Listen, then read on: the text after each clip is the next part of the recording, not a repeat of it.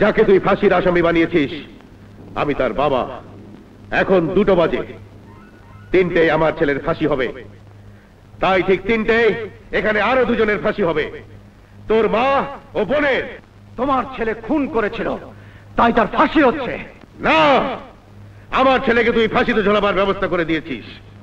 আমার ছেলের এই অবস্থার জন্য তুই দায়ী।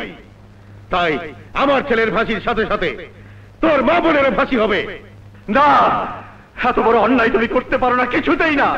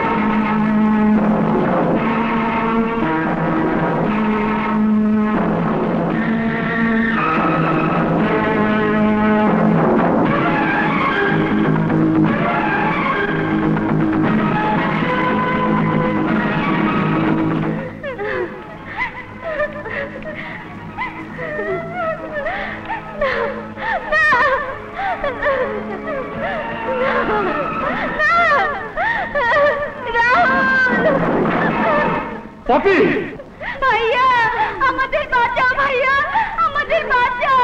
রাহুল, তোর বোনকে বাঁচা বাবা, তোর বোনকে বাঁচা। এই শয়তান, ওদেরকে ছেড়ে দে। না শয়তান, আমার মার বোনকে ছেড়ে দে, ওরা নির্দোষ।